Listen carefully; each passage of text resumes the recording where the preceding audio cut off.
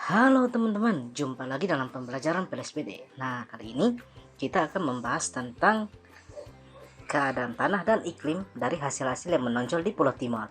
Nah, kemarin kita sudah membahas tentang letak dan luas yang ada di Pulau Timor. Hari ini kita akan membahas tentang keadaan tanah dan iklim yang ada di Pulau Timor. Ayo kita simak pembelajaran kita. Yup, sama hal dengan Kepulauan Flores dan Alor, keadaan tanah atau topografi Pulau Timor juga tergolong kasar. Sebagian besar dataran Pulau Timor terdiri dari pegunungan dan bukit-bukit. Nah, jika diamati dari peta Pulau Timor, terdapat jalur pegunungan yang ada di Pulau Timor. Nah, teman-teman bisa melihat dalam halaman 17 pada paragraf yang pertama, ada pegunungan Fatuleu,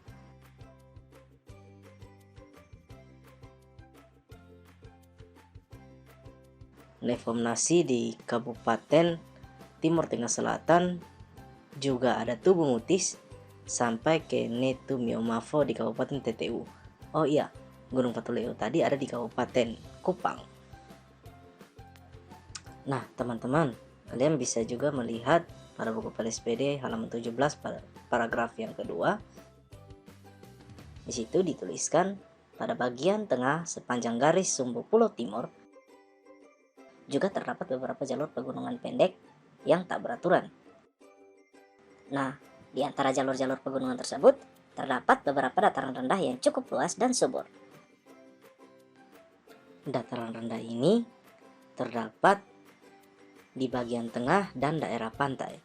Nah, teman-teman bisa lihat, di Kupang terdapat dataran rendah Tarus sampai Oisau hingga ke Pariti.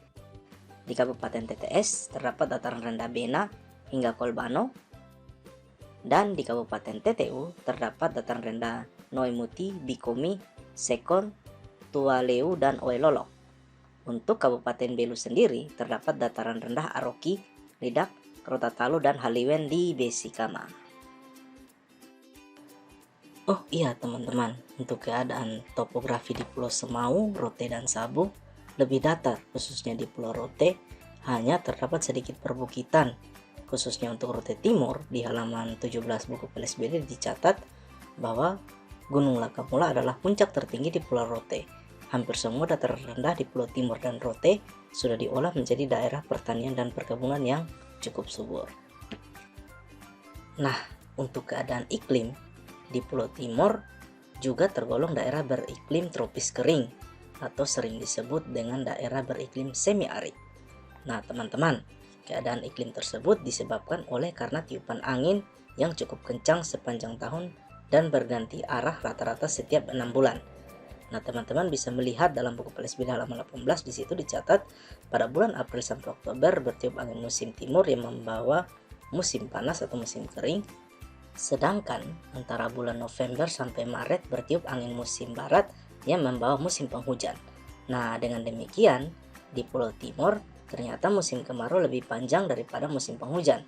Lamanya musim hujan sekitar 3-4 bulan setahun dengan curah hujan rata-rata 1500 mm per tahun.